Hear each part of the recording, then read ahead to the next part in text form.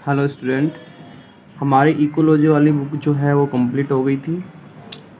आज हम स्टार्ट करने वाले हैं अपना पेपर 3 अनुप्रयुक्त प्राणी विज्ञान, व्यवहारिकी व जैव सांख्यिकी, applied zoology, ethology and biostatics. और इसमें अपना जो पहला सेक्शन है, उस पहला सेक्शन का पहला जो चैप्टर है वो आता है रेशम कीट पालन। रेशम कीट पालन यानी कि सेरीकल्चर जो है वो आता है। ठीक है, तो देखो सबसे पहले रेशम कीट जो पालन है उसमें रेशम कीट पालन होता क्या है, उसकी डेफिनेशन क्या होती है। देखो कि जो रेशम जो है,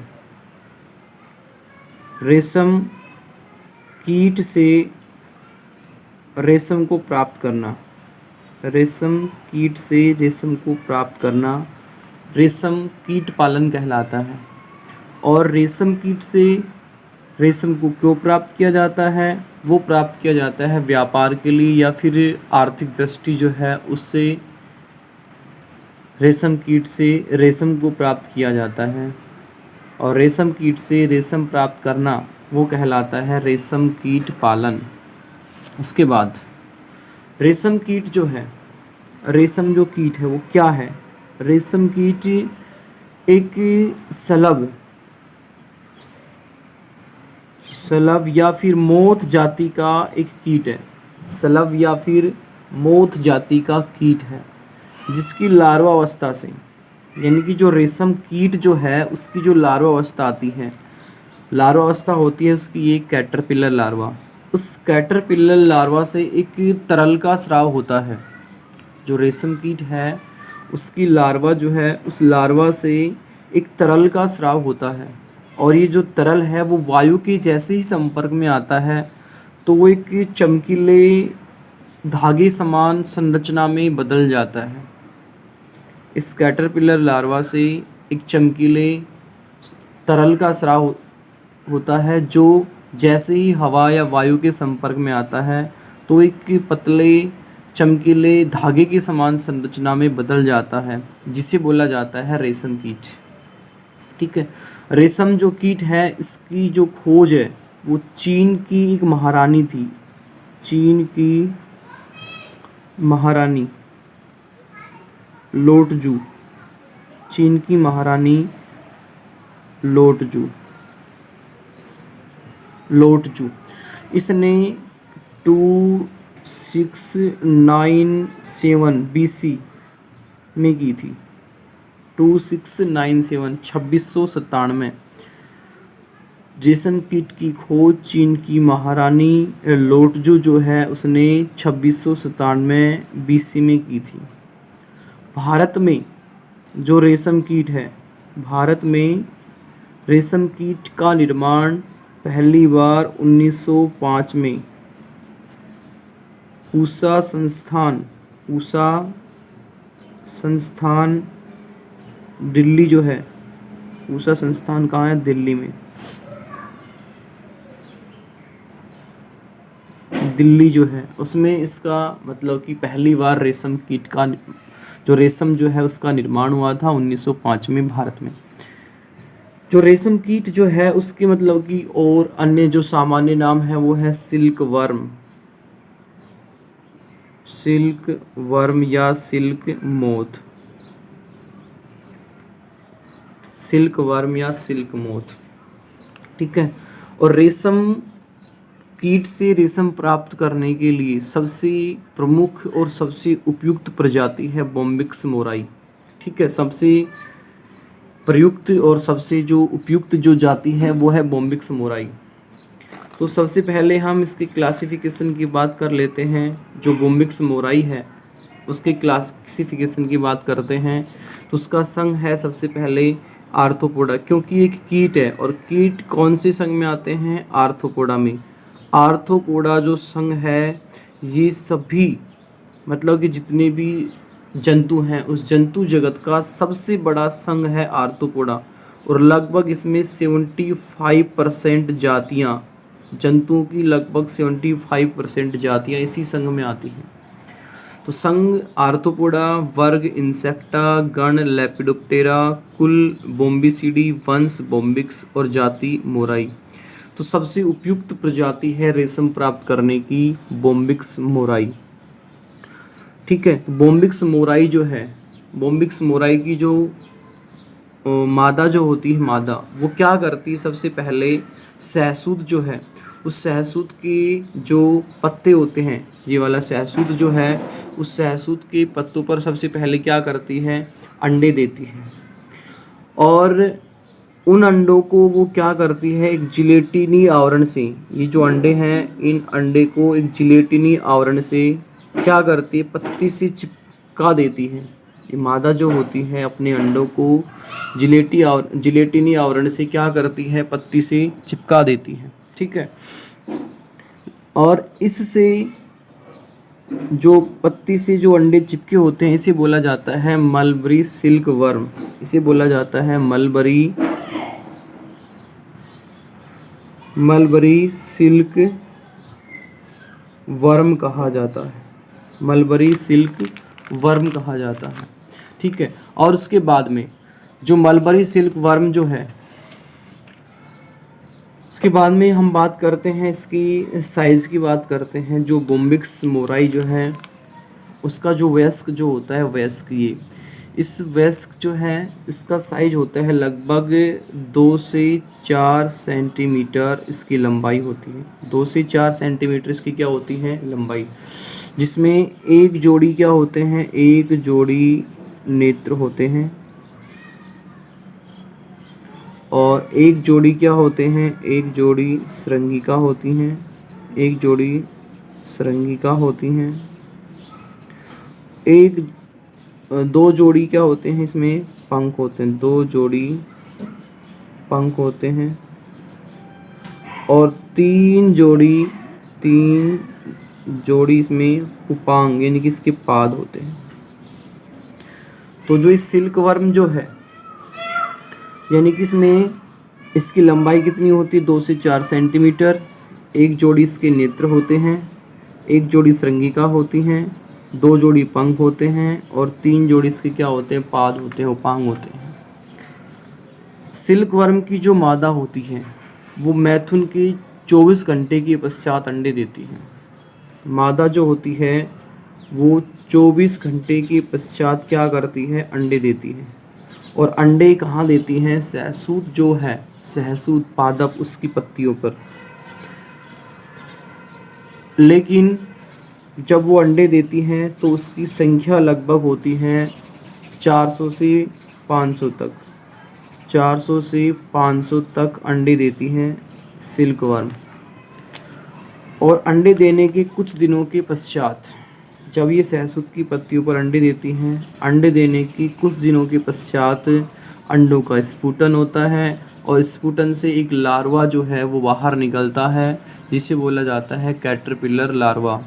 और ये जो कैटरपिलर लार्वा होता है, ये सहसूत की जो पत्ती होती हैं, इनका क्या करता है, भक्षण करता है। मतलब कि इस कैटरपिलर लार्वा का भोजन कौन होता है, ये सहसूत की जो पत्तियां होती हैं वो होता है। और जो लार्वा है, लार्वा से एक तरल जो है, तरल का स्राव होता है। अभी बताया था पहले, लार्वा से एक तरल पदार्थ का स्राव होता है, और ये तरल पदार्थ जैसे ही हवा या फिर वायु के संपर्क में आता है, संपर्क में आते ही क्या करता है, एक रेशम मतलब कि पतले धागे नुमा संरचना में क्या कर लेता है, मतलब कि कन्वर्ट हो जाता है। एक पतले धागे नुमा संरचना जो है उसका निर्माण कर लेता है, जिसे क्या करता है, ये जो लार्वा होता है, ये लार्वा अपनी गर्दन को क्या करता है, रिलिंग करवाता है, मतलब कि अपनी गर्दन को कंटिन्यू घुमाता है। और जैसे ही अपनी गर्दन को घुमाएगा, घुमाने के कारण जो वो पतला जो चमकीला धागा बना है, वो उसकी संपूर्ण शरीर पर क्या हो जाता है, लिपट जाता है। लिपटने के पश्चात क्या होता है, लगभग 3 से 4 दिन लग जाते हैं, और लगभग 3 से 4 दिन के पश्चात, 3 से 4 दिन के पश्चात इस धागे की लंबाई हो जाती है 1000 से 1500 मीटर। मतलब कि 1 से 1.5 किलोमीटर लंबा धागा जो है वो बन जाता है। और इस धागे को जो ये कैटरपिलर लार्वा है, ये क्या कर लेता है, अपने पूरे शरीर को मतलब कि अपने पूरे शरीर जो है लार्वा उसको क्या कर लेता है, आवृत कर लेता है। और ये आवृत करने के पश्चात जो संरचना बनती है उसे बोला जाता है प्यूपा। उसे क्या बोला जाता है, प्यूपा कहा जाता है। जब अपनी चारों तरफ उस धागे को लपेट लेता है तो उसे क्या बोला जाता है, प्यूपा। और ये समस्त जो संरचना है वो क्या कहलाती है, कोकून। पूरी संरचना क्या कहलाती है, कोकून, क्योंकि इसके चारों तरफ क्या है, धागा लिपटा हुआ है। अब इस कोकून को क्या किया जाता है, गर्म जल में डाला जाता है। गर्म जल में जैसे डालते हैं तो रेलिंग की क्रिया के द्वारा धागे को तो क्या कर लिया जाता है, प्यूपा से अलग। जो धागा है इसको तो क्या कर लेते हैं, अलग कर लेते हैं। लेकिन यदि हमें बीज बनाना है, यदि हमें धागा प्राप्त नहीं करना है, बीज बनाना है मतलब कि अंडे बनाने हैं, तो इस कोकून को जल में नहीं डाला जाता है। इससे कुछ दिनों के पश्चात ये जो कोकून है, इस कोकून से एक वयस्क बाहर आता है। और जो वयस्क बाहर आएगा ये आते ही क्या करने लगेगा, प्रजनन करने लगेगा। ठीक है। और जब प्रजनन करेगा तो वापस से फिर वही ये जो मादा जो होती है, मादा क्या करती है, वही वापस से सहसूत की पत्तियों पर फिर अंडे देगी। और उसके पश्चात अंडे देने के पश्चात जो मादा होती है वो क्या हो जाती है, मर जाती है। जबकि जो नर होते हैं, नर मैथुन की क्रिया के पश्चात ही मर जाते हैं। वास्तव में जो ये अंडे होते हैं, ये अंडे ही क्या कहलाते हैं, बीज कहलाते हैं। तो इस प्रकार से प्राकृतिक रूप से धागे प्राप्त होते हैं, प्राकृतिक रूप से। ठीक है। उसके बाद हम बात कर लेते हैं रेशम उद्योग। रेशम उद्योग में हमें किस किस की आवश्यकता पड़ती है, और रेशम उद्योग यानी कि कृत्रिम रूप से धागे कैसे बनाए जाते हैं। तो जो रेशम उद्योग है उसमें हम सबसे पहले बात कर लेते हैं रेशम उद्योग।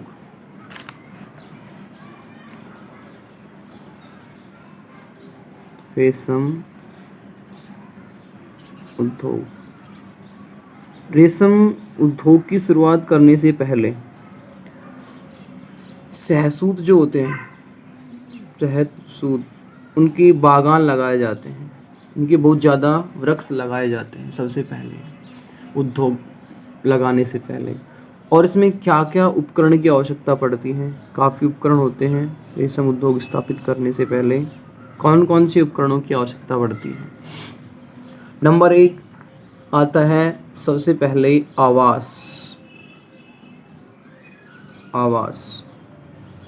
देखो, रेशम उद्योग जो है वो मिट्टी से बने मकान में होता है। रेशम उद्योग मिट्टी से बने मकान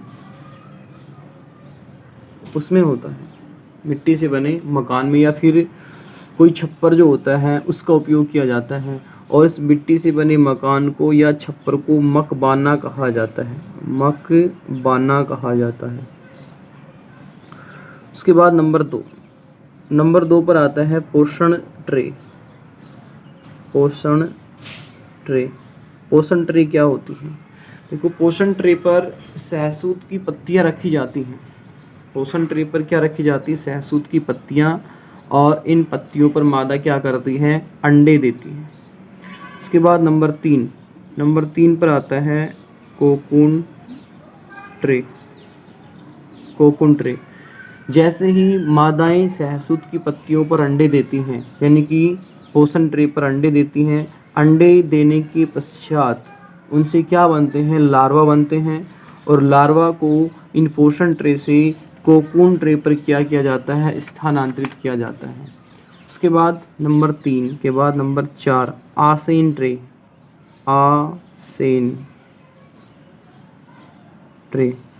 आसेन ट्रे क्या होती है। इस ट्रे पर क्या होता है, जब लार्वा बन जाता है, लार्वा कौन सा बनता है, कैटरपिलर। जो कैटरपिलर लार्वा बनता है उसकी फर्स्ट और सेकंड स्टेज जो होती है बड़ी खतरनाक होती है।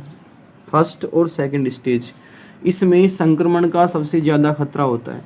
इसलिए इनको कोकून ट्रे से क्या किया जाता है, आसेन ट्रे में रखा जाता है। और इन आसेन ट्रे में पत्तियों के छोटे छोटे टुकड़े रखे जाते हैं। इसके बाद नंबर 5 डालाज। डालाज डालाज क्या होता है? डालाज क्या होता है कि एक ऐसा उपकरण होता है जो मतलब कि पत्तियों को तोड़ने का काम आता है। सहसूत की जो पत्तियां हैं, पत्तियों को तोड़ने के काम आता है। इसके बाद 5 के बाद नंबर 6 पर फ्रीज। फ्रीज फ्रीज में जो ये कीट है सिल्क वर्म या सिल्क मोथ, इसके अंडे को सुरक्षित रखा जाता है। नंबर 7 आर्द्रता मापी। आर्द्रता मापी, इस आर्द्रता मापी से जो मकबाना है इसकी आर्द्रता जो है वो मापी जाती है। आर्द्रता मापी जाती है। ठीक है, अब हम बात कर लेते हैं इसके मेथड की, विधि की। ये कृत्रिम रूप से रेशम कीट जो है वो कैसे प्राप्त किया जाता है, मतलब कि धागा कैसे प्राप्त किया जाता है, रेशम कैसे प्राप्त करते। देखो, सबसे पहले रेशम कीट पालन के लिए सबसे पहले बात करते हैं जो पोषण ट्रे होती है। अभी हमने बताया कि पोषण ट्रे, इस पोषण ट्रे पर सहसूत की पत्तियों को रखा जाता है। मान के चलो कि ये पोषण ट्रे हो गई। इस पोषण ट्रे पर सबसे पहले सहसूत की क्या करते हैं, पत्तियों को रखते हैं। सबसे पहले क्या करते हैं, पोषण ट्रे पर सहसूत की पत्तियों को रखते हैं। और इन पत्तियों को कहाँ पर रखा जाता है, मकबाना में रखा जाता है, इनके आवास मकबाना में। और इन पत्तियों पर मादाएं क्या करती हैं, अंडे देती हैं। और अंडे के लगभग 10 दिन के बाद, अंडे के लगभग 10 दिन के पश्चात इन अंडों का स्फुटन होता है। और स्फुटन से क्या निकलता है, लार्वा निकलता है। ठीक है, और इस लार्वा को पोषण ट्रे से किस में स्थानांतरित किया जाता है, पोषण ट्रे से इन्हें स्थानांतरित किया जाता है कोकून ट्रे में। कौन सी ट्रे में, कोकून ट्रे में। फिर कोकून ट्रे से इन्हें कहाँ पर स्थानांतरित किया जाता है, कोकून ट्रे से आसेन ट्रे में। कोकून ट्रे से आसेन ट्रे में क्या किया जाता है, स्थानांतरित किया जाता है।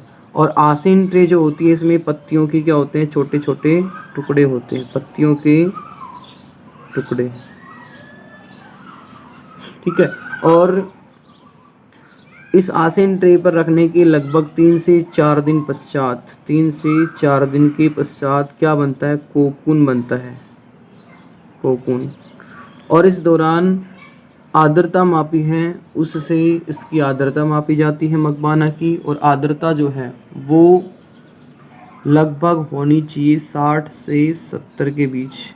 टेम्परेचर होना चाहिए 21 से 27 डिग्री सेंटीग्रेड के बीच होना चाहिए। ठीक है, और उसके पश्चात जो अंडे बनते हैं, अंडे को फ्रिज में क्या किया जाता है, रखा जाता है। ठीक है, लेकिन यदि हमें रेशम प्राप्त करना है, अंडे प्राप्त नहीं करने हैं, तो क्या किया जाता है, मतलब कि कोकून से रेशम प्राप्त की जाती है। कोकून से रेशम प्राप्त की जाती है, कोकून से रेशम प्राप्त की जाती है। ठीक है, रेशम प्राप्त करने की 2 विधि होती है। नंबर 1 तो होती है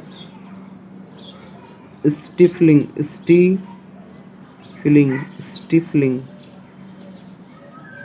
एक तो होती है स्टिफलिंग।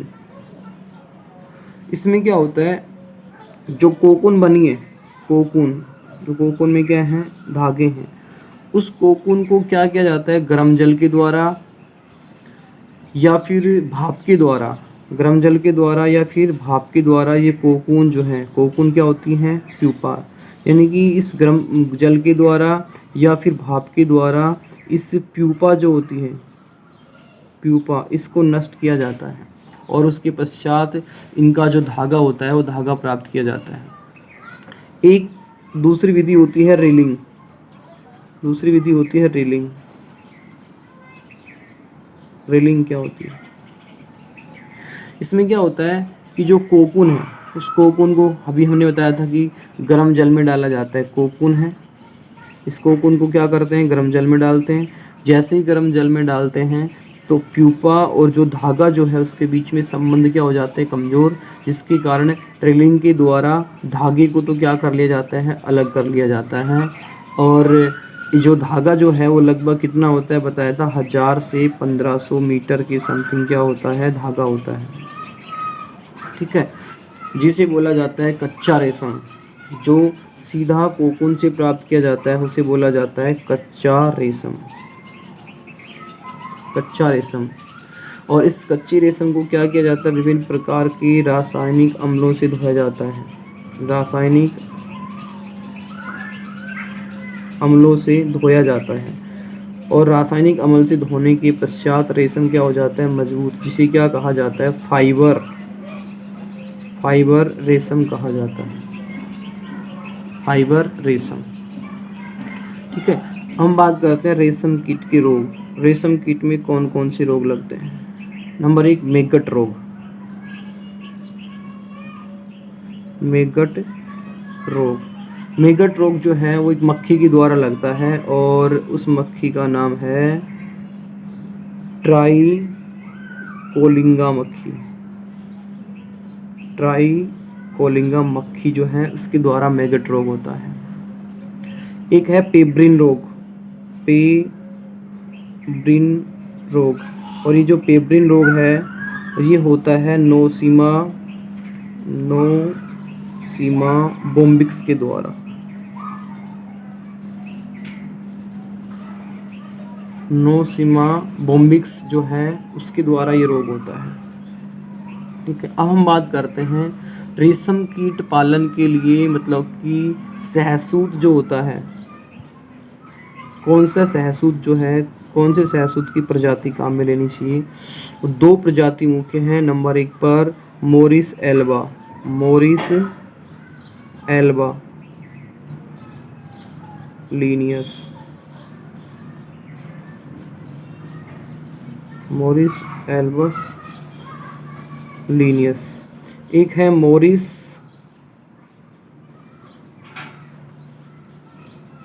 Indica Linnaeus. ये 2 सहसूत की प्रजाति हैं जो सबसे उपयुक्त होती हैं रेशम कीट पालन के लिए। ठीक है, उसके बाद यदि एक वर्ष में कीट की सिर्फ एक ही फसल तैयार होती, एक वर्ष में सिर्फ कीट की एक ही फसल तैयार होती है, तो उसे हम बोलते हैं यूनिवोल्टाइन। यूनिवोल्टाइन।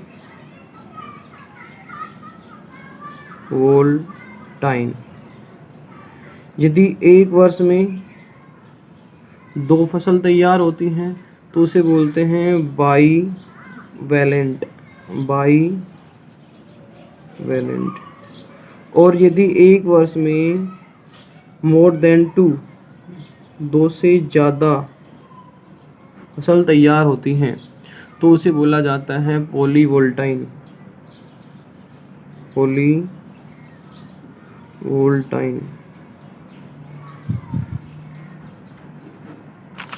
ठीक है।